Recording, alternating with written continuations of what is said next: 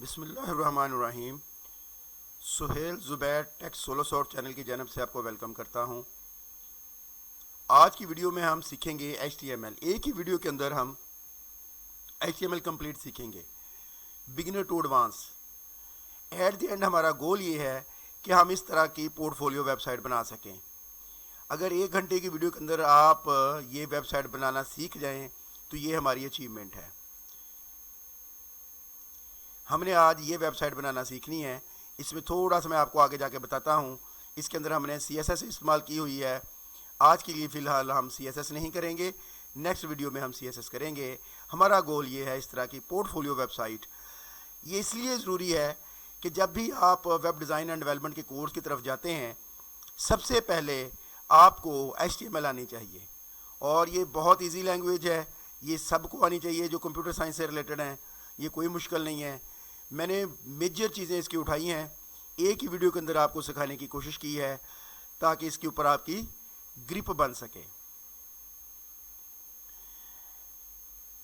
मेरा नाम सुहेल ज़ुबैर है, टेक सोलो सॉफ्ट मेरा चैनल है।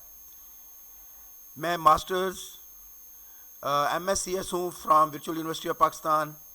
सिस्को CCNA CCNP सर्टिफाइड हूँ, माइक्रोसॉफ्ट सर्टिफाइड हूँ और AI 900 सर्टिफाइड हूँ।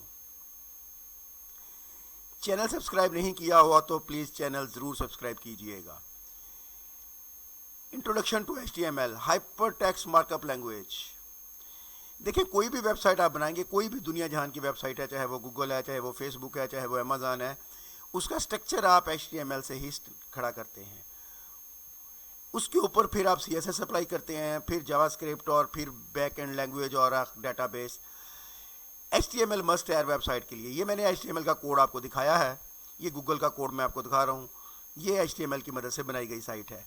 अब इसमें खूबसूरती लानी, इसमें डायनामिक बिहेव लाना, डेटाबेस की कनेक्टिविटी, वो फर्दर चीज़ें हैं। सबसे पहले HTML,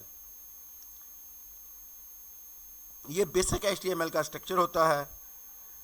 डॉक्यूमेंट टाइप HTML, ये इसके में ये बताता होता है कि ये हम HTML5 लैंग्वेज यूज़ कर रहे हैं वर्जन।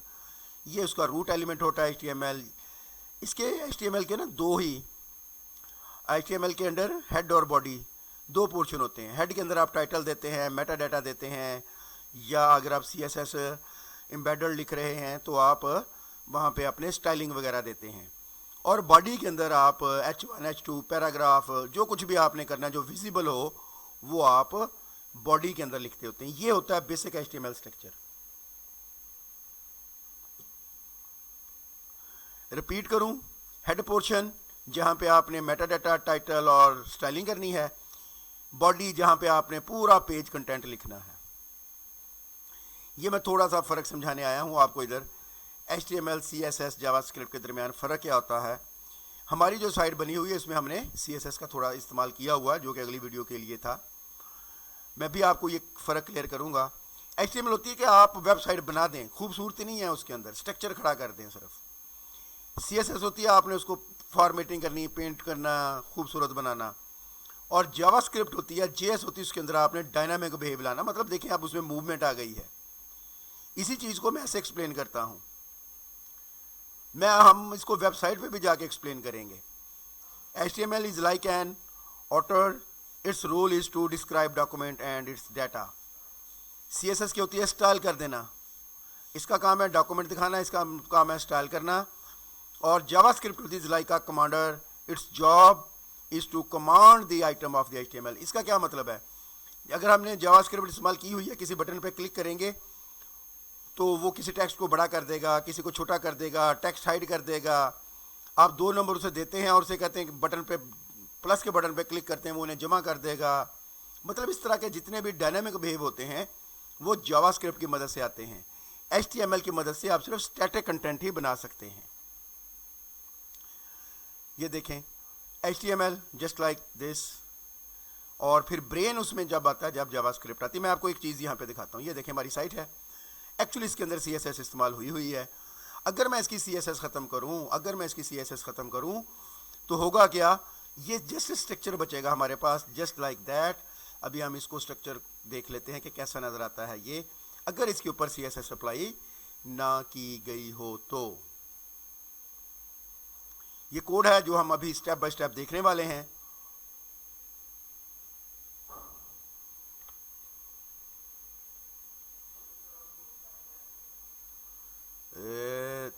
ये देखें जी, अगर आप CSS अप्लाई नहीं करेंगे तो सिर्फ स्ट्रक्चर नजर आएगा आपको। ये देखें, ये देखें, मेरा ख्याल आप बात समझ गए होंगे। हमने एक ओवरव्यू कर लिया है कि HTML क्या होती है वेबसाइट का स्ट्रक्चर बनाने के लिए, CSS क्या होती है उसको फॉर्मेट करने के लिए, और जावास्क्रिप्ट क्या होती है उसके अंदर डायनामिक बिहेव लाने के लिए। अब हम अपना पहला कोड लिखते हैं, welcome to my page, this is simple HTML page. इस पे चलते हैं, ये किस तरह का कोड है, यहां से अब हम एक्सप्लेन करना शुरू करेंगे। Doctype, declare the document type as HTML5 version 5। ये लाइन जो लिखी हुई है HTML language English, open the HTML document with English language. ये टैग्स कहलाते हैं, टैग्स। ये HTML टैग, ये स्टार्टिंग टैग है, ये क्लोजिंग या एंडिंग टैग है। इस एंडिंग टैग के साथ आप स्लैश लगानी होती है आपने, ये देखें इस तरह से, स्टार्टिंग टैग के साथ नहीं लगानी। जो टैग सबसे पहले ओपन होता है वो सबसे आखिर में क्लोज हो रहा होता है, एंगल ब्रैकेट में से लिखते हैं। अगला पोर्शन हेड है। हेड के अंदर हम क्या लिखते हैं, मेटा डाटा लिखते हैं, मतलब ये कौन से करैक्टर्स हैं, इनको कैसे डिफाइन करना है। हम करैक्टर सेट जो यूज़ कर रहे हैं UTF-8 कर रहे हैं। मेटा नेम व्यू पोर्ट है, इसका मकसद क्या होता है कि आपका पेज जो है वो रिस्पॉन्सिव रहे। रिस्पॉन्सिव क्या होता है कि आप उसे चाहे स्मॉल डिवाइस पे ओपन करें या बड़ी डिवाइस पे ओपन करें, वो अपना स्ट्रक्चर ना चेंज कर ले। ये टाइटल का टैग इसके अंदर आता है, जैसे मैंने दिया first my first page set this web page title. ये हम पहला पेज बना रहे हैं वेबसाइट का यूजिंग HTML। बॉडी पोर्शन मैंने बताया था, जो HTML होता है फाइल, वो दो पोर्शन होते हैं, एक हेड पोर्शन और एक बॉडी पोर्शन। हेड पोर्शन के अंदर हम मेटा डाटा और टाइटल और स्टाइल देते हैं, मैंने अभी दिया नहीं यहाँ पे स्टाइल। और बॉडी पोर्शन के जो कुछ आपने देना होता है फिर आप वो देते हैं, जैसे मैंने यहाँ पे हेडिंग ली और पैराग्राफ लिया। इसको आपने सेव करना होता है, फाइल सेव पे क्लिक करेंगे, मैं अभी सेव एज कर देता हूँ जस्ट लाइक। यहाँ पे आपने इसका नाम देना है और इसकी एक्सटेंशन .html देनी है, मस्ट है इसकी एक्सटेंशन आप .html देंगे। मैं वैसे ऐसे लिखता होता हूँ, ये देखें ऐसे, my first page my first .html। ये देखें डबल कोट्स के अंदर जो भी नाम देना है डबल कोट्स के अंदर देना है, और सेव के बटन पर क्लिक करेंगे आपकी फाइल सेव हो जाएगी और आपको ऐसी नज़र आ रही होगी, मस्ट बी ऐसी। इसके ऊपर जो आपका डिफ़ॉल्ट ब्राउज़र होगा, जो भी आपका डिफ़ॉल्ट ब्राउज़र होगा वो यहाँ पे उस हिसाब से ये नज़र आ रही होगी। इस पर डबल क्लिक करेंगे फाइल ओपन हो जाएगी। ये देखें चल पड़ी, welcome to my web page, this is simple HTML page. ये हम देख आए हैं, ये हेडिंग है H1 और ये पैराग्राफ है।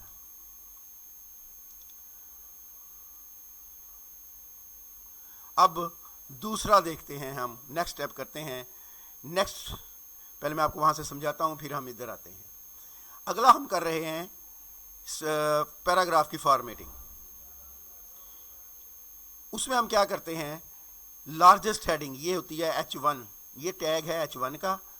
इसके अंदर जो कुछ आप लिखेंगे और वो सबसे बड़ी हेडिंग के तौर पर शो होगा, ये इसका क्लोजिंग टैग है H1। फिर मैंने H2 लिया, H3, H4, H5, S6 तक दिए जाता है, S6 ऐसे नज़र आता है। अब आप समझते जाएं लिखना कैसे है। टैग लेते हैं एंगल ब्रैकेट में, जो काम करना है उसका टैग है यहाँ पे, फिर उसके अंदर आपने कुछ लिखना है और फिर आपने टैग क्लोज कर देना है। अगर आप H1 लेंगे तो हेडिंग बहुत बड़ी नज़र आएगी, H6 लेंगे तो छोटी नज़र आएगी। अगर आप किसी टेक्स्ट को बोल्ड करना चाहते हैं, दिस इज स्ट्रॉन्ग। पैराग्राफ के अंदर मैंने पैराग्राफ टैग, ये इसको नेस्टेड टैगिंग भी बोलते हैं, मतलब टैग के अंदर आप टैग का इस्तेमाल कर रहे हैं। This is a strong bold. ये जो लफ्ज़ बोल्ड लिखा हुआ ये बोल्ड हो जाएगा, ये देखें।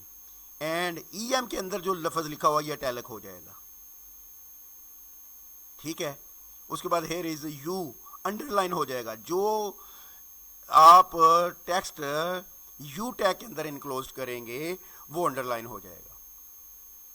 इसी तरह जो टेक्स्ट आप मार्क के टैग के अंदर इनक्लोज करेंगे वो हाईलाइट हो जाएगा।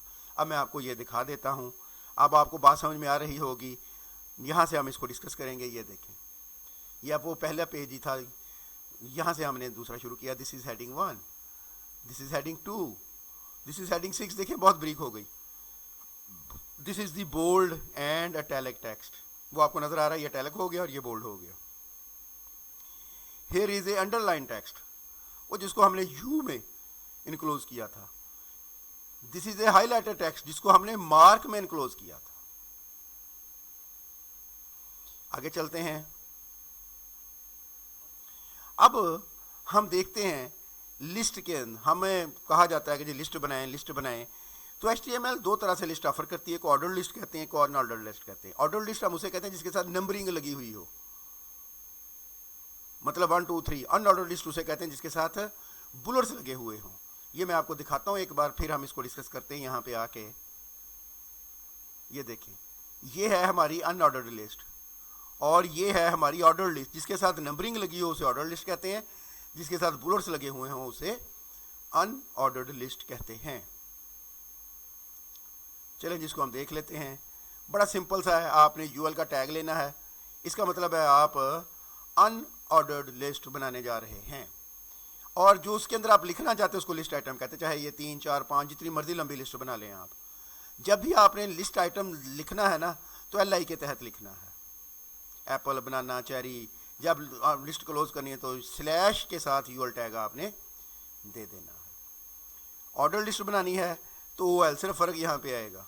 अगर मैं इसके साथ यू लिख दूँ तो ये भी इसके साथ भी बुलेट्स लग जाएंगे। कोई नया आपने LI लेना है तो मैं इसी को कॉपी पेस्ट कर देता हूँ।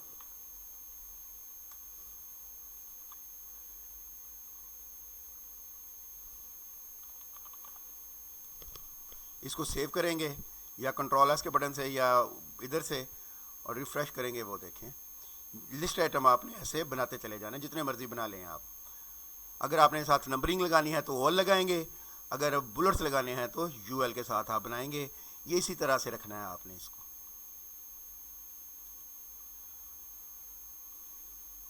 चले जी, अब हम अगला देखते हैं। टॉपिक हमारा क्या है जी? अगला टॉपिक है हमारा जी हाइपरलिंक्स और इमेजेस। पहले मैं आपको वहाँ से दिखा के आऊँ, फिर हम यहाँ पे आते हैं। ये लगा हुआ है हाइपरलिंक। हाइपरलिंक का मतलब है आप अपनी वेबसाइट में लिंक देते हैं जहाँ से आप उस साइट पे मूव कर सकें। वो देखें, गूगल ओपन हो गया।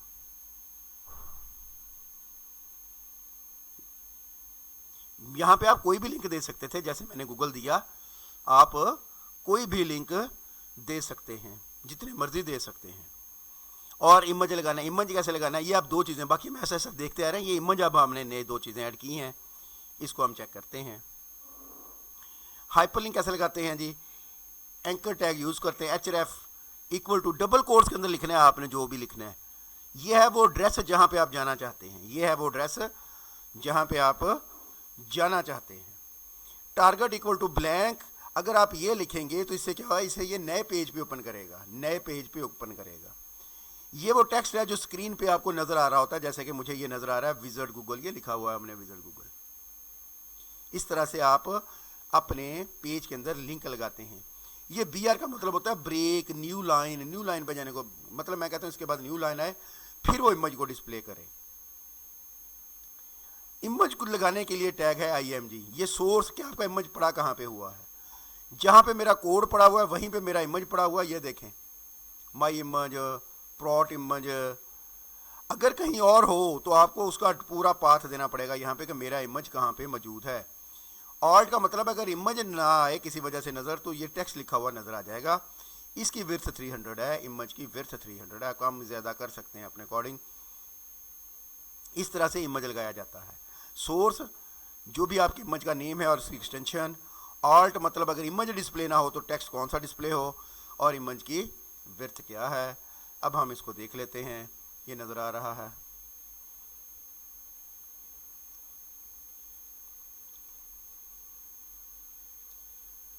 अब हम आगे चलते हैं 5th के ऊपर, जो हमने ऐड किया था दिस वन।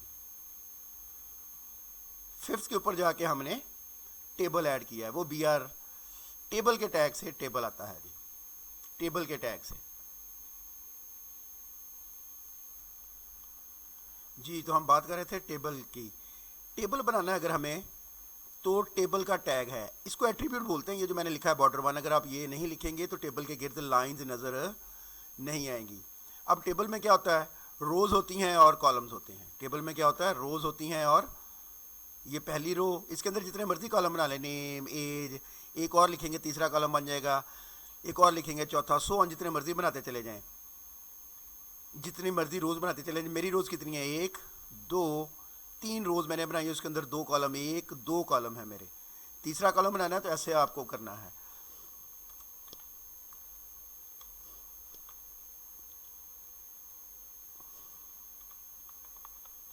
एड्रेस, ये तीसरा कॉलम बन गया। सेम इसी तरह से फिर यहाँ पे भी आपको बनाना पड़ेगा तीसरा कॉलम। मैं आपको पहले ये दिखाता हूँ। फिफ्थ, ये देखें, ये नज़र आ रहा है, ये देखें, ये हमारा टेबल बनता जा रहा है। ठीक है। अब अगर आपने नीचे तो टेबल कॉलम बनाए नहीं, इसलिए उसने ऐसे छोड़ दिया।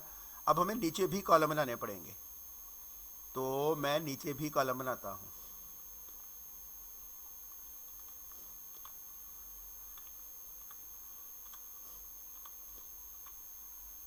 अब एड्रेस में 25 आ रहा होगा, आपको पता है ये। अब एड्रेस में 25 आ रहा होगा, तो जाके मैं आपको दिखाता हूँ। ये देखें, वो देखें, इस तरह से आपने टेबल बनाना होता है। टेबल कैसे शुरू होता है, टेबल बॉर्डर जितना मर्जी मोटा कर दें, मैं इसे बड़ा करके दिखाता हूँ आपको पता चले मैं ये क्या कह रहा था। ये एक्चुअली लाइंस हैं, लाइंस जो आप दिखाते हैं वो देखें, लाइंस मोटी हो गई, अब बॉर्डर मोटा हो गया। क्लियर हो रही है ना बात, ये देखें। आगे चलते हैं हम, छठे पे हमने फॉर्म बनाया है। अब फॉर्म क्यों ज़रूरी है, एक बात याद रख लें, जब आप वेबसाइट पूरी बनाएंगे, मैं आपको दिखाता हूँ। ये देखिए जैसे बनी हुई है, इसके ऊपर हमने अभी CSS अप्लाई नहीं की हुई। ये कोई फॉर्म बना हुआ है कंटेक्ट मी का, आप नेम देंगे, ईमेल देंगे, मैसेज करेंगे, सेंड मैसेज करेंगे, ये एक फॉर्म बना हुआ है। ये फॉर्म किसी PHP के पास जाएगा और PHP से डेटाबेस में फेंकेगी। ठीक है, हमें ये फॉर्म बनाना है, इसको फील्ड कहते हैं, इसको लेबल बोलते हैं। ये जो लिखा हुआ है इसको लेबल कहते हैं और ये फील्ड है। काफ़ी सारी तरह की होती हैं, टेक्स्ट होती है, ईमेल होती है, पासवर्ड होती है, ऑप्शंस होते हैं, रेडियो बटन होते हैं, चेक्स बॉक्स होते हैं। ये सारे फॉर्म कंट्रोल कहलाते हैं, फॉर्म कंट्रोल्स कहलाते हैं। हमने अभी ये यूज़ की हुई हैं, नेम टेक्स्ट की, ईमेल की, टेक्स्ट एरिया, बटन, रीसेट, ये ईमेल की। ठीक है ना, तो ये अब हमने फॉर्म बनाना है। चलिए हम इसका कोड देख लेते हैं फॉर्म का। ये हमारे पास छठे पे आ रहा है जी, ये आ गया जी हमारे पास फॉर्म का कोड, ये आ गया जी। फॉर्म बनाना है तो टैग क्या है जी हमारा, फॉर्म, मेथड पोस्ट, ये मैं बाद में डिस्कस करूंगा किसी नेक्स्ट वीडियो में। एक्शन ब्लैंक, तो लेबल, नेम, टाइप, टेक्स्ट। अगर आप पासवर्ड करेंगे तो वो आपको पता है हिडन कर देता है, लफ्ज़ पढ़े नहीं जाते। ये आईडी, ये नेम, ये भी आप याद रखिएगा, ये साथ देते होते हैं हम। अगर मुझे CSS करनी है तो मैं कहूँगा ये आईडी है, इसकी CSS कर दो। इसका क्या मतलब है, इसको मैं सिलेक्टर कहते हैं, इसको सिलेक्टर। इसका क्या मतलब है, आप किस फील्ड की, आप किस फील्ड को खूबसूरत करना चाहते हैं। मैं कहता हूँ इस फील्ड को खूबसूरत करना है, वो कहेगा इसकी आईडी बताओ। मैं इसकी आईडी बताऊँगा तो वो इस फील्ड को खूबसूरत कर देगा। मैं इसकी आईडी बताऊँगा वो इस फील्ड को खूबसूरत कर देगा। मैं इसकी आईडी बताऊँगा वो इस फील्ड को खूबसूरत कर देगा। मतलब फॉर्मेटिंग करने के लिए मुझे फील्ड के साथ आईडी लिखनी पड़ती है। कोई यूनिक चाहिए ना, किसकी फॉर्मेटिंग करनी है मुझे। नेम क्यों दिया हुआ है, जब आप ये फॉर्म सबमिट करेंगे तो हर फील्ड से जो उसका नेम होगा उसके तहत उसमें से डाटा लिया जाएगा। देखें मैं यहाँ पे लिखता हूँ सोहेल ज़ुबैर। जब मैं फॉर्म सबमिट करूँगा, अब इस फील्ड में आपने क्या लिखा था वो हमने रिट्रीव करना है, हासिल करना है, निकालना है। तो उसका तरीकाकार ये होगा कि मैं लिखूँगा जिस फील्ड का नेम ईमेल है उसमें जो भी इंटर किया हुआ वो मुझे दे दो। बात समझ में आ रही है। अगर मुझे CSS करनी है, मैं कहूँगा जिस फील्ड का नेम ईमेल है उसको उसके ऊपर स्टाइल अप्लाई कर दो। इसलिए ये दो चीज़ें रखते हैं हम। ये दूसरी फील्ड ईमेल आ गई, ये देखें टाइप, उसकी टाइप क्या थी, टेक्स्ट, और इसकी टाइप क्या है, ईमेल। अगला है मैसेज, ये क्या है, टेक्स्ट एरिया, फिर इसकी आईडी मैसेज, नेम मैसेज, रोज़ इसमें आपने कितनी रखनी है वो आ गया, और ये बटन आ गया सबमिट का बटन, और इसके ऊपर जो लिखा हुआ है वो सबमिट है। आप यहाँ पे कुछ भी लिख सकते हैं। ये इस तरह से फॉर्म होता है। ये मैं आपको यहाँ पे दिखा भी रहा हूँ, ये है फॉर्म, ये नेम आ गया, ये ईमेल आ गई, ये मैसेज आ गया, ये बटन आ गया। ये सबमिट की जगह पे साइन अप, कॉन्टैक्ट अस, जो भी लिखना चाहें आप यहाँ पे लिख सकते हैं। अब हम चलते हैं प्योर फुल फ्लैज प्रोजेक्ट की जानब कि ये हमने प्रोजेक्ट कैसे बनाया हुआ है। इसको अब हम डिस्कस कर लेते हैं। ये सारा आपके सामने आ रहा है, इसको अब हम डिस्कस करने लगे हैं। ये एक वीडियो के अंदर हम HTML भी सीखेंगे और CSS भी सीख लेंगे, वन वीडियो।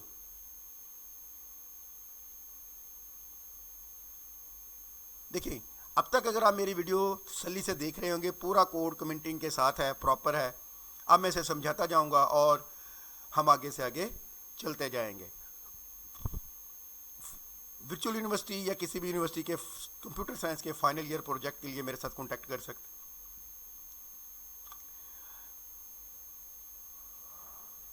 मैं एक बार इसे आपको साफ सुथरा दिखाऊं। देखें, अब ये विदाउट CSS था, अब ये विद CSS है, ये विद CSS। ओके हो गया जी। CSS कैस्केडिंग स्टाइल शीट, ये एक्सटर्नल लिंक लगाया हुआ मैंने। CSS को ऐड करने के 3 तरीके हैं। एक, आप CSS अलग फाइल में लिखें और इसको इसके साथ अटैच कर दें। दूसरा, हेड पोर्शन के अंदर पूरी CSS लिख दें। तीसरा, लाइन बाय लाइन CSS लिखें। अभी वो हम बाद में डिस्कस करते हैं। Body, header section, text solo sort, H1 tag लिए आपको पता है, बोल्ड करके दिखाता है। Paragraph, web design end developer. Image मैंने ऐड किया है, इमेज लगाने का तरीका आपको बताया है कैसे लगाते हैं। ऑल्ट का मतलब होता है अगर इमेज ना है तो उसकी जगह पर टेक्स्ट क्या है, विड्थ उसकी दिखाई हुई है। नैव या HTML5 का एलिमेंट है। नैव वो जैसे कि बड़ा डिस्क्रिप्टिव सा है, हमें देख के ही पता चलता है, इसका मतलब ये नेविगेशन बार है। इसका मतलब ये हुआ ये नेविगेशन बार है, इसकी बात हो रही है, ये है navigation bar. Menu bar, navigation bar. ये देखें UL, अनऑर्डर्ड लिस्ट, इसके अंदर लिस्ट आइटम, जितने आपने नेविगेशन बार बनानी है आपने ऐसे देखना है। और ये भी तो मैंने इसे हैश किया हुआ है ना, अगर आपने किसी और पेज पे लेके जाना हो तो वहाँ पे उसका लिंक लिखेंगे, मतलब about.php या about.html, portfolio.html, contact.html, subscribe.html, ऐसे उसका लिंक लिखेंगे। ये वो टेक्स्ट है जो कि स्क्रीन पे आपको नज़र आ रहा होता है। और LI के अंदर मैंने A के अंदर लिखा हुआ है। A क्यों लिया हुआ है? तो आपको पता है कि मुझे इस पर क्लिक करें तो मुझे किसी पेज पे लेके जाना है। जैसे मैं आपको वीडियो के अंदर उस पर लेके गया था गूगल पे, मतलब नेविगेशन आपने रीडायरेक्शन करवानी है ना, तो उसके लिए मैंने LI लिया, LI के अंदर A को लिया हुआ है। और फिर UL ख़त्म हुआ, नैव का टैग ख़त्म हुआ। अब मैंने नैव का टैग क्यों लिया? ताकि मैं CSS कर सकूँ इसकी। देखिए, मैं कहूँगा नैव, सिलेक्टर से बोलते हैं, नैव, इसके ऊपर अप्लाई कर दो CSS। क्या CSS अप्लाई करते हैं वो अभी हम देखते हैं। हेडर पोर्शन मेरा ख़त्म हो गया। फिर section ID equal to about, ये मैंने सेक्शन का टैब लिया हुआ है। ये मैं बारह बता दूं, HTML5 के ये एलिमेंट्स हैं, ये हमारी साइट बनाने में हम बड़ी हेल्प करते हैं।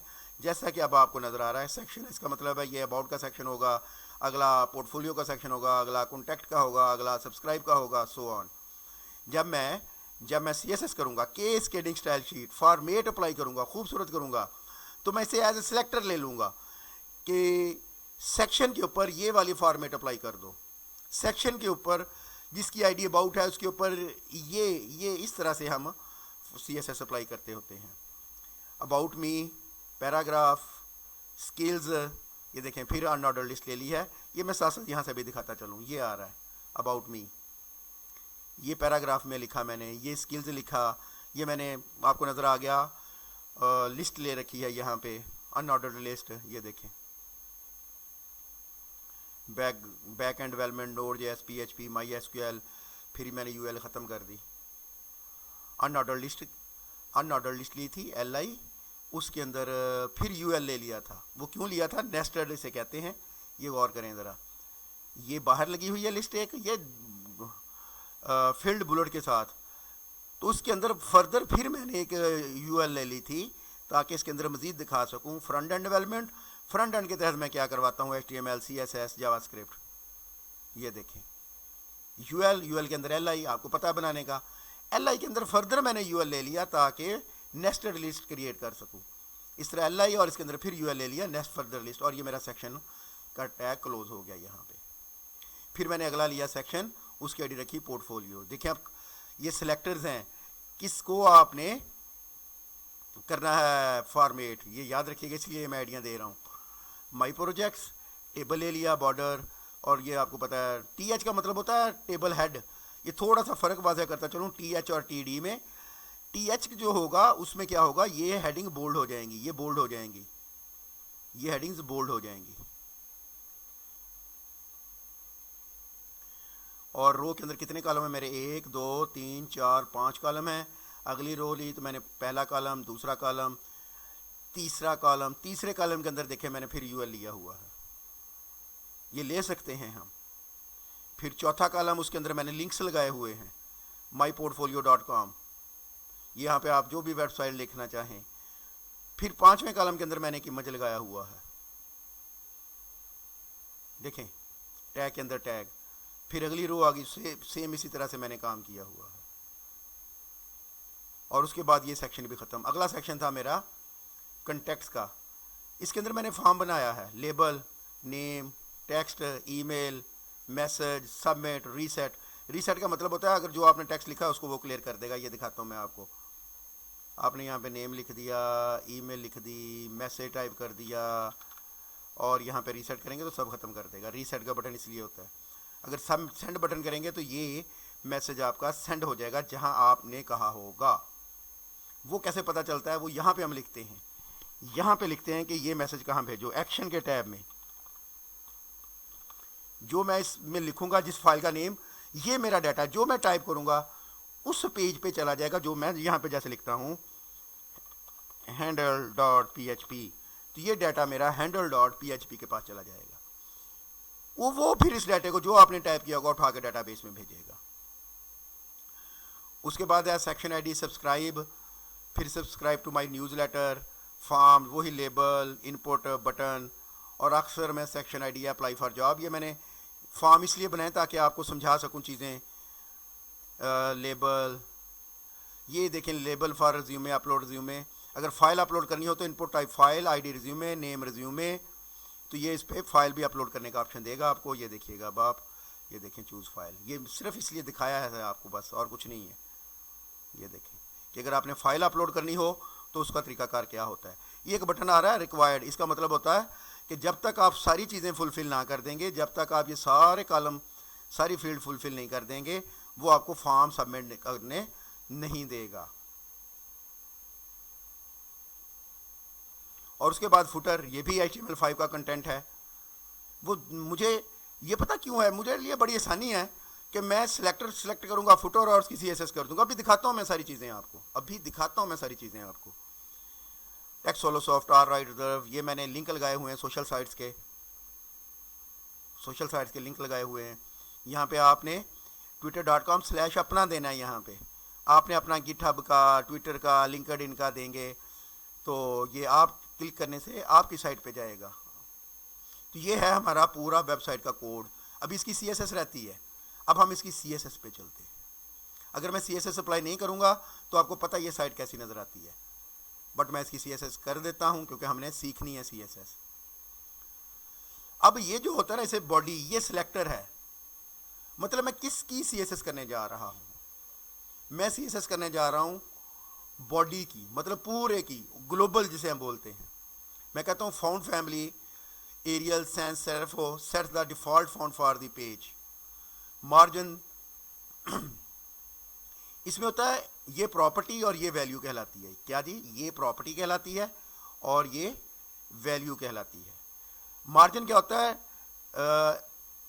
Space between objects, space between object. एक ऑब्जेक्ट ये पड़ा है, एक ये पड़ा है, इनके दरमियान जो स्पेसेस हैं वो मार्जिन कहलाता है। टॉप से कितना हो, बॉटम से कितना हो, लेफ्ट से कितना हो, राइट से कितना हो, ये वो चीज़ होती है। मैंने रिमूव डिफ़ॉल्ट पैटर्न कर दी है, मतलब सबको करीब करीब कर दिया मैं अपनी मर्ज़ी से, ये ना हो कि बहुत दूर दूर पड़े हुए हों। और बैकग्राउंड कलर मैंने अप्लाई कर दिया, ये कलर स्कीम होती है, आप देख सकते हैं। ये फाउंड कलर है, मतलब एक बैकग्राउंड कलर होता है, कलर होता है, ये वो कलर है found colour. Set default text colour dark grey. ये अब किसकी स्टाइलिंग हो रही है? हेडर की। देखें ये मेरे सिलेक्टर्स हैं, ये मेरे, मैं किसकी स्टाइलिंग कर रहा हूँ? ये मैंने बॉडी की है। मैंने कहा बॉडी में जो भी टेक्स्ट लिखेंगे उसका कलर ऐसा हो, बैकग्राउंड ऐसा हो, फॉन्ट स्टाइल ऐसा हो। फिर मैंने कहा हेड में अब जो कुछ भी लिखेंगे वो कैसा होना चाहिए? हेडर के अंदर ये देखें, हेडर के अंदर हमने क्या किया था? हेडर में हमने ये बनाया हुई हैं चीज़ें, ये वाली चीज़ें, ये चीज़ें बनाई हुई हैं हमने हेडर में। इसकी CSS हो रही है अब।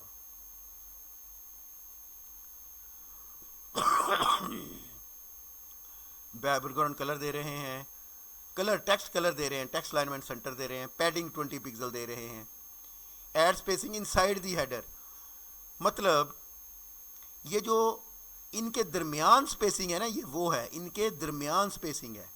मैं इसको कम ज़्यादा करता हूँ, आपको आइडिया हो ये पैडिंग क्या होती है।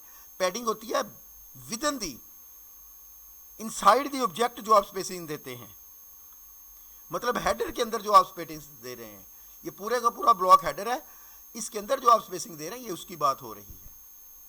उसने सारी साइडों से स्पेसिंग दी है, क्योंकि रखा ही मैंने ऐसे था चारों साइडों से।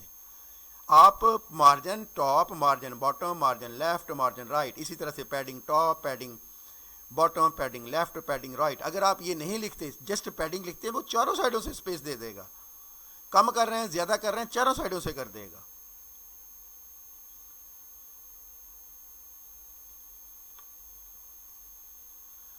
अच्छा जी, हेडर इमेज देखें, आप गौर कर रहे हैं, आप हेडर और हेडर के अंदर जो इमेज पड़ा हुआ है, ये इसकी बात हो रही है, ये इसकी बात हो रही है। हेडर टॉप लेवल पे, उसके अंदर क्या है? इमेज। इसकी अब हम स्टाइलिंग करने लगे हैं। बात समझ में आई? ये देखें, ये सिलेक्टर इस तरह से सिलेक्ट होते हैं। मैं भी आपको CSS दिखाता हूं मजीद भी। ये कहता है बॉर्डर रेडियस 50, मतलब इसे गोल कर दो। मार्जिन टॉप, अब आपने गौर किया 10 पिक्सल के ऊपर से जो फर्क छोड़ना है, अगर इमेज के ऊपर कोई एलिमेंट पड़ा हुआ है, उससे इसका फर्क जो है वो कितना है? हो जी 10 पिक्सल का हो। ये देखिए इसके ऊपर क्या पड़ा हुआ है, कोई H1 या H2 या कुछ पड़ा हुआ है, या पैराग्राफ, इसका और इसका फर्क। अब गौर करें, मैं इसको फर्क को बढ़ाता हूं 30 पिक्सल। सेव, इसको आपने रिफ्रेश करना होता है, वो देखें। अब बात समझ में आ गई होगी आपको। जो पैडिंग होती है ना, विदन होती है। अगर एक कोई ब्लॉक है, उसके अंदर 2 आइटम पड़े हुए हैं, अगर आप स्पेसिंग करेंगे, पैडिंग करेंगे, तो उनके दरमियान फर्क बढ़ाएगा। मार्जिन जो होती है 2 आइटम के दरमियान होती है, padding with in the item होती है। क्लियर होगी बात आपको?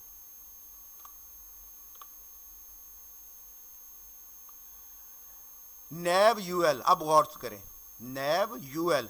अब ये क्या चीज है? नैव किधर है मेरा? ये देखें, ये नैव है मेरा। मैंने कहा इसके अंदर जो यूएल है, मैं उसकी स्टाइलिंग करना चाहता हूं। अब क्या स्टाइलिंग करना चाहता हूं वो हम देख लेते हैं। List style none. आपको पता ये अनऑर्डर्ड लिस्ट थी, अनऑर्डर्ड लिस्ट थी, तो उसके साथ बुलेट्स लगे होंगे। अगर वो बुलेट्स खत्म करने हैं तो उसके लिए है लिस्ट स्टाइल नन। ये कहलाता है प्रॉपर्टी, ये वैल्यू।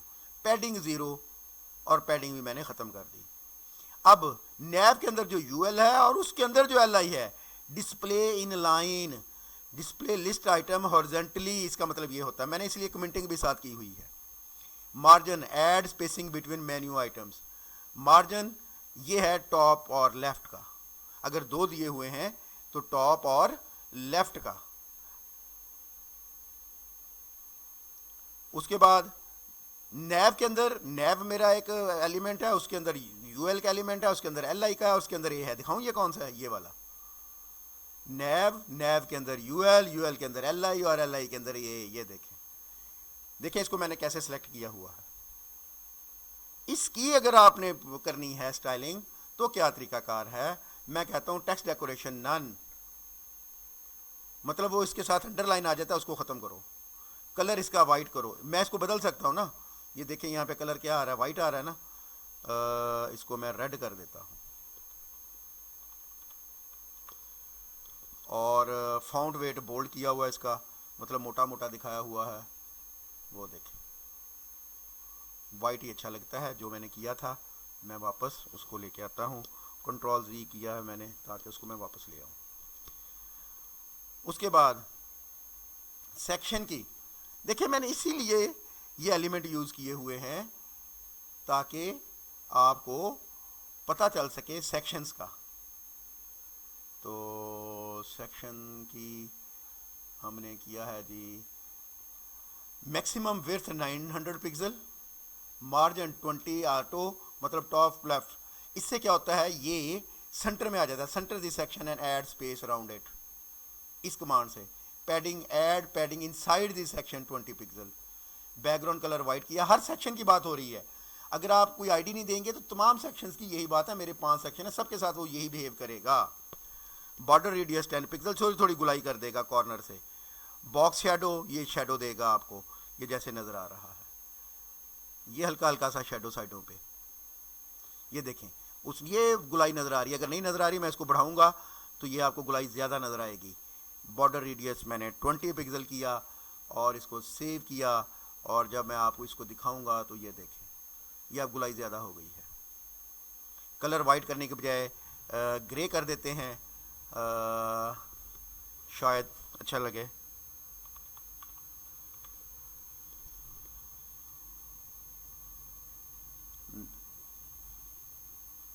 ये देखें, अब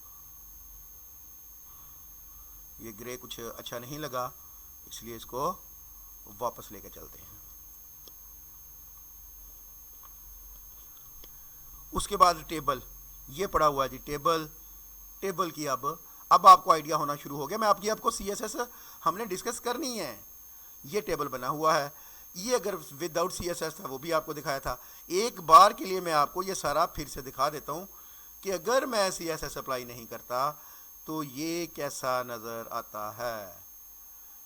मतलब जो फाइल का नाम है मैंने बदल दिया, उसे वो फाइल ही नहीं मिलेगी, तो वो कहेगा आप CSS अप्लाई नहीं करेगा। तो ये देखें विदाउट CSS कैसा नज़र आता है, ये ऐसा नज़र आता है, और विद CSS कैसा नज़र आता है ये। अब हम इसके ऊपर ये देखें, ये टेक्स्ट डेकोरेशन नन, ये उसने इसको ख़त्म किया, ये बुलेट्स को ख़त्म किया था जब मैं नैब की CSS कर रहा था, फॉर्मेटिंग कर रहा था। चले जी,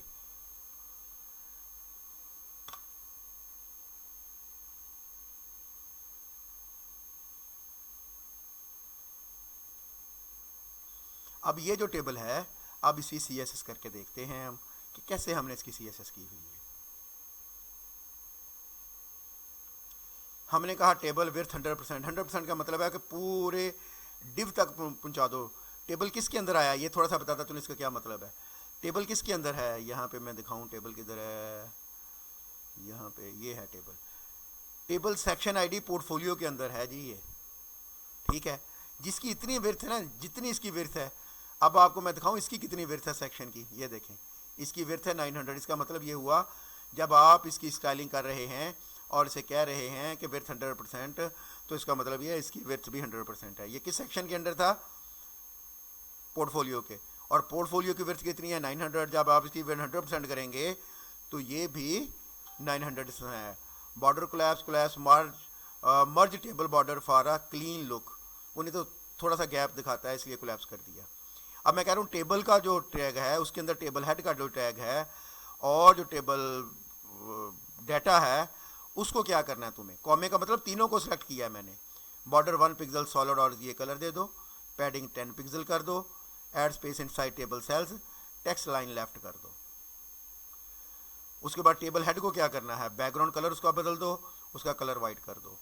उसके बाद फॉर्म को किया है display flux, use flux box for better form layout, flux direction column, input text area और सेलेक्ट इनपुट टाइप जो है उनको क्या किया मैंने, मार्जिन उनका दिया, उनकी पैडिंग दी, विड्थ दी, बॉर्डर दिया, बॉर्डर रेडियस दिया, उसको खूबसूरत कर दिया। अब ये हो क्या रहा है, जितने भी इनपुट टाइप्स होंगे, टेक्स्ट एरिया होगा, सिलेक्ट होगा, उसकी CSS ये हो जाएगी जो मैं यहाँ पे कर रहा हूँ। जितने भी मेरे पेज के ऊपर बटन होंगे वो सब ऐसे हो जाएंगे। अगर उसके ऊपर माउस लेके जाया जाए तो क्या होगा, ये मैं दिखाता हूँ। माउस ले जाने का मतलब क्या होता है, हॉवर इफेक्ट क्या होता है, ये देखें, ये चेंज होता है, ये देखें, ये देखें, ये देखें, इसको हॉवर इफेक्ट कहते हैं। अगर उसके ऊपर माउस लेके जाया जाए तो क्या होगा। इसी तरह आखिर में मैंने फुटर लगाया था, ये वाला, ये फुटर लगाया था। देखिए बड़ा आसान है मेरे लिए, मैंने उधर से सिलेक्ट किया फुटर और उसकी CSS कर दी। क्या CSS की, वो मैंने ये लिखी हुई है कि टेक्स्ट लाइन इसकी सेंटर कर दो, पैडिंग इतनी कर दो, बैकग्राउंड कलर इतना कर दो, कलर ये कर दो, मार्जिन टॉप ये कर दो। अब हम चलते हैं वापस CSS के ऊपर। यहां से एक बार फिर से मैं आपको दिखाता चलूं। एक और प्रोजेक्ट भी है जिसके अंदर हमने अभी HTML और CSS दोनों को फिर से डिस्कस करना है जी। इसमें अब हम एक ही वीडियो के अंदर दो साइट्स को डिस्कस कर रहे हैं हम कि ये कैसे बनाएंगे हम। अगर आप मेरा ये 1 घंटे की वीडियो बिल्कुल तसल्ली से देख लें, आप मास्टर हो जाएंगे HTML के और CSS के, क्योंकि सारी बातें इसके अंदर मैं बता के जाऊंगा आपको। CSS cascading style sheet use to style HTML element, it control layout, मतलब विड्थ हाइट कितनी रखनी है, colours, fonts and responsiveness. Responsive का मतलब है कि छोटी स्क्रीन हो या बड़ी स्क्रीन हो, जैसे भी हो ये प्रॉपर नज़र आए। वाई यूज CSS, क्यों यूज़ कर रहे हैं।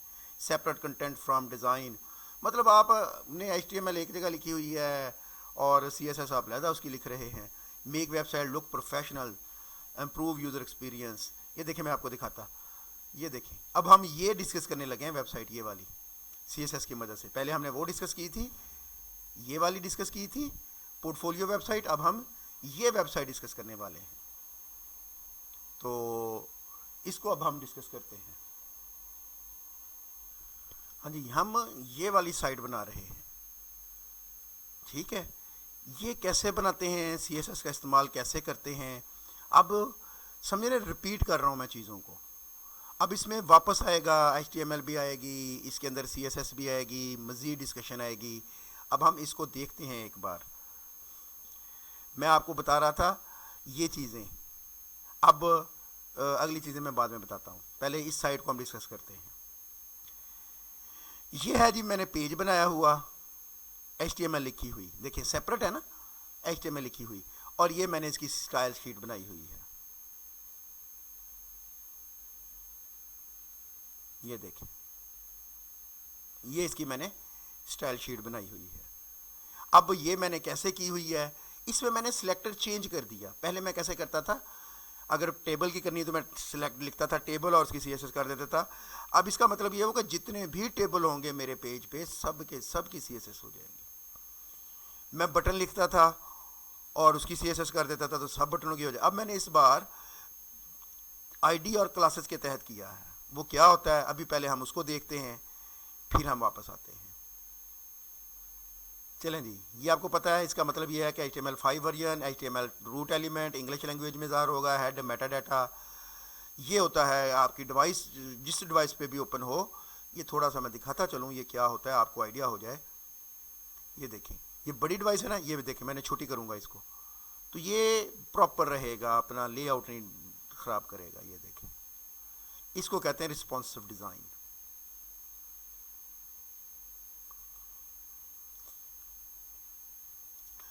अच्छा जी, हम चलते हैं वहाँ पे।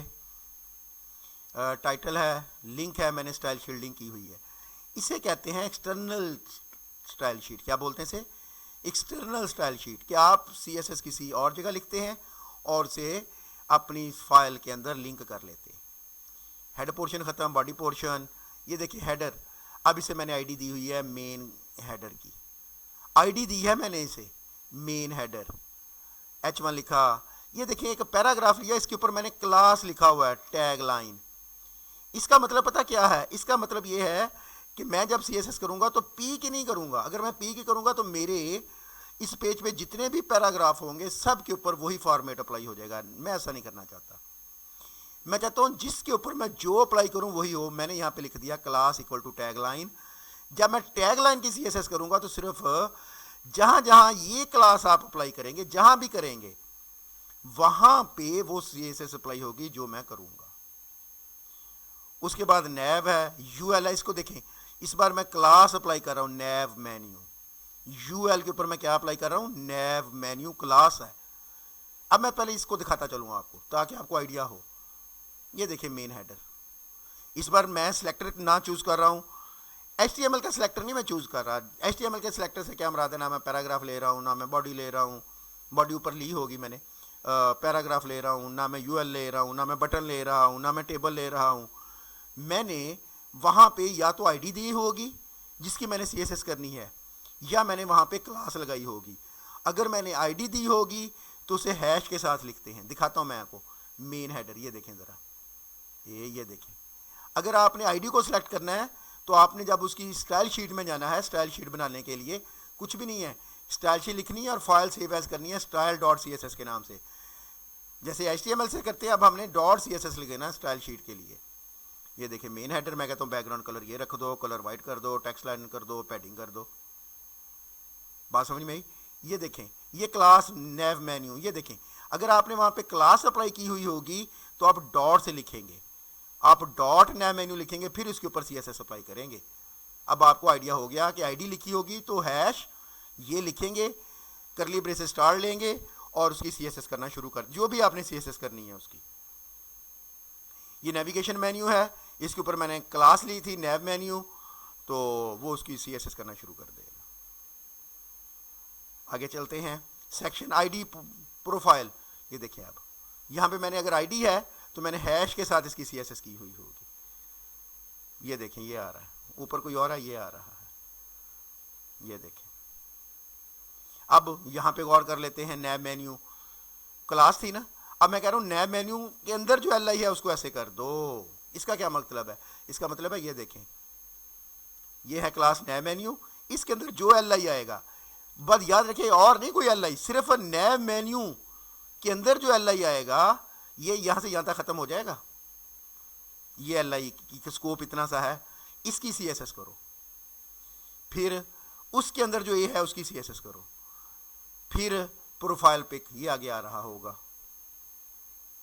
ये देखें, इसको क्लास मैंने कौन सी अप्लाई की, इसके ऊपर प्रोफाइल पिक। अब जहां पे पहले मैंने कैसे अप्लाई किया था, IMG, पहले मैंने सिलेक्टर कौन सा लिया था पिछली बार, IMG। अब जितने भी IMG होते हैं मेरे पूरे पेज के अंदर वो सबकी CSS कर देता। यहाँ पे सिर्फ स्पेसिफिक वो इसी की करेगा जिसके ऊपर ये क्लास अप्लाई हुई होगी। क्लास इक्वल टू, देखें कैसे अप्लाई करते हैं, class equal to profile pic. ये देखें क्लास डिस्क्रिप्शन इस पैराग्राफ की कर रहा है। पहले कैसे कर रहे थे हम, P की करते थे तो वो सब P की हो जाती थी, अब सिर्फ इसी की होगी।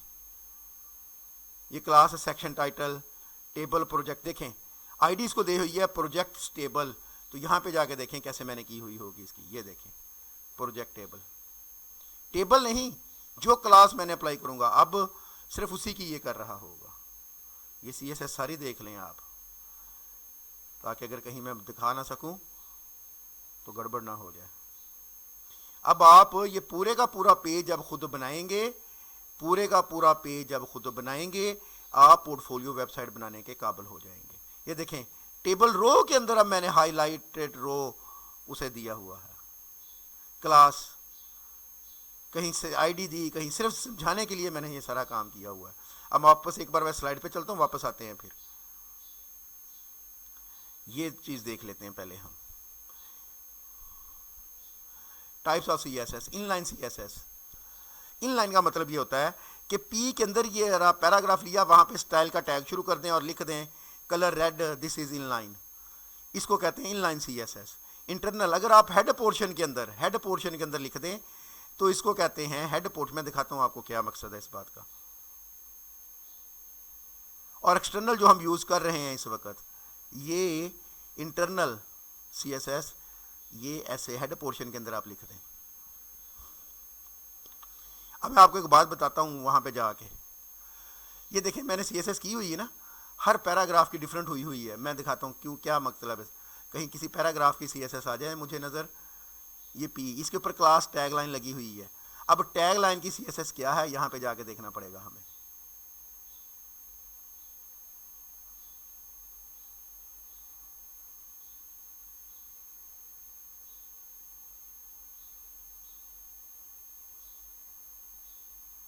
हमने टैग लाइन की CSS नहीं की, या की है तो आगे जाके देखते हैं कहाँ पे की है। बॉडी नहीं की हुई, चलें और देखते हैं कहीं हमने पैराग्राफ के ऊपर किया हुआ हो। पैराग्राफ के ऊपर कहीं हमने CSS, ये है डिस्क्रिप्शन, क्लास डिस्क्रिप्शन हमने बनाई है कि नहीं बनाई? नहीं बनाई हुई।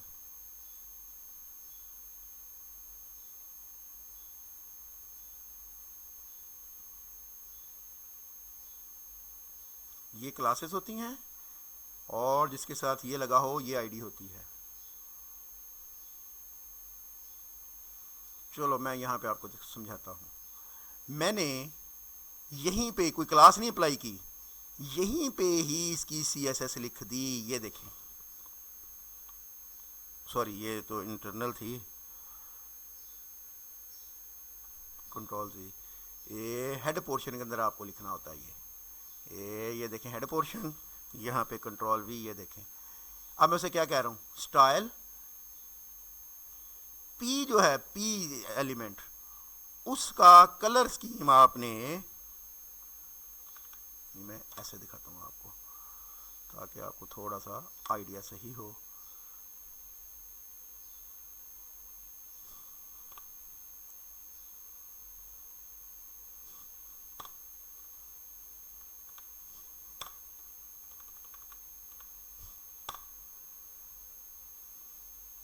कलर ग्रीन कर देना है, इसका मतलब देखें, इसको हम क्या बोलते होते हैं, इसको हम एम्बेडेड या इंटरनल CSS बोलते होते हैं। अब जितने भी P होंगे उनका कलर ग्रीन कर देगा। मैंने सेव किया, यस किया, इसको जाके रिफ्रेश करो, वो देखो जितने भी P थे उसने उनका कलर ग्रीन कर दिया। जो मैंने यूज की हुई थी वो इंटरनल CSS थी, एक्सटर्नल CSS थी, उसकी प्रेसिडेंस कम होती है कि जब आप इंटरनल कर देते हैं। इसको वाइट करते, रेड करते हैं।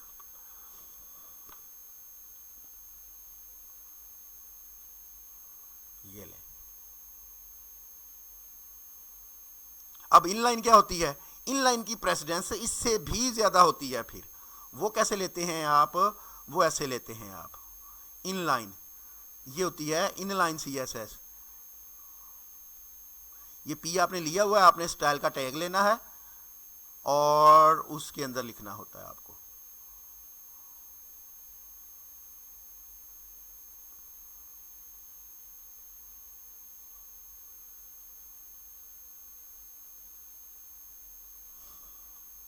मैं इसको ग्रीन ब्लू कुछ और दूंगा अब कलर। देखिए उसी को P जहां पे भी आ रहा है ना, ये टैग लाइन है शो केस, इसकी क्लास खत्म कर दी मैंने और इसकी जगह पे मैंने इनलाइन CSS लिख दी। इनलाइन कैसे लिखते हैं, style equal to colour colon red, इसको मैं करने लगा हूं ब्लैक। अब ये बात अगर मेरी आप समझ गए ना तो बहुत सारी चीजें समझ आएंगे। देखें मैंने अप्लाई की हुई है एक्सटर्नल CSS, अलहदा फाइल में CSS लिखी और इसके साथ अटैच कर दिया, गुड। वो जो मैं इसके ऊपर कहूंगा वो अप्लाई कर देगा। अगर फिर मैं CSS इंटरनल कर दूं तो इसकी अहमियत कम हो जाएगी बनिस्बत इसके। अब वहां पे आपने आप किसी पैराग्राफ को कहा इसका कलर रेड कर दो, यहां पे आके आपने उसे कहा ग्रीन कर दो, तो इसको छोड़ देगा, ग्रीन कर देगा।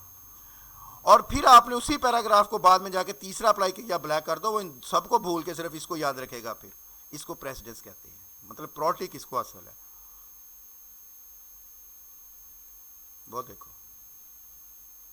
हालांकि आप उसे कह रहे हैं जो पैराग्राफ है, आप उसे कह रहे हैं P का मतलब है तमाम पैराग्राफ, ना आपने आईडी यूज की ना क्लास। आईडी और क्लास स्पेसिफिक जहां पे भी अप्लाई हुई होगी सिर्फ वहीं पे काम करेगी। अगर आपने P लिया तो आपके तमाम पैराग्राफ को सिलेक्ट कर लेगा वो। यहाँ पे आपने कहा कलर रेड, उसने जितने पैराग्राफ से सब रेड कर दिया।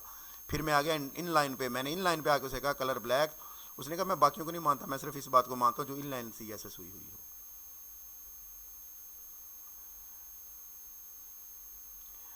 अच्छा जी, अब हम सिलेक्टर, मैंने आपको दिखा चुका हूं, फिर से एक बार दिखा रहा हूं। CSS use selector to apply style, element P, CSS selector, box background colour yellow, ID selector hash के साथ, और इसी तरह से क्लास सिलेक्टर डॉट बॉक्स जैसे हमने किया था, ID सिलेक्टर डॉट हैश के साथ किया था। ये कोड है, ये कौन सी CSS आप देख के बताएं। Body example code body, background colour, font family this one H1। ये सिलेक्टर कौन सा है, ये एक्चुअली HTML सिलेक्टर हैं, ये वाले पहले एलिमेंट हैं, एलिमेंट सिलेक्टर हैं ये। हमने अब सारे यूज़ करके देख लिए। जब मैंने पहली आपको फाइल कराई उसके अंदर मैंने एलिमेंट के साथ काम किया। अब जो मैं काम कर रहा हूँ मैं या तो क्लास के साथ कर रहा हूँ, मैं लिखता हूँ क्लास इक्वल टू नया मेन्यू, फिर इसकी CSS करता हूँ कि मुझे इसको कैसे फॉर्मेट करना है, और जैसे जैसे मैं फॉर्मेट करता हूँ वैसे वैसे वेबसाइट डिज़ाइन होती चली जाती है। अब मैं इस साइट का आपको कोड दिखा रहा हूँ, मैंने समझा दिया आपको, एक नज़र आप इसको देखें, आपको आइडिया होगा बनाने के लिए।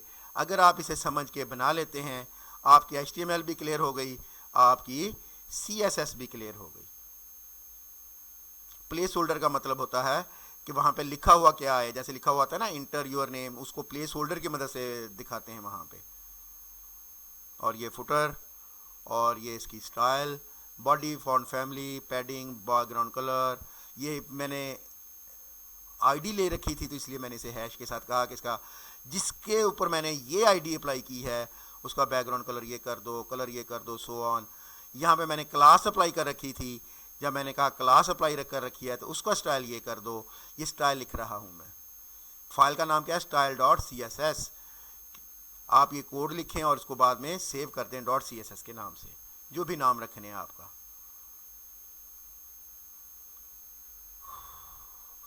ये है जी, एक वीडियो के अंदर मैंने पूरा कुछ समझाने की कोशिश की है। दुआओं में याद रखिएगा।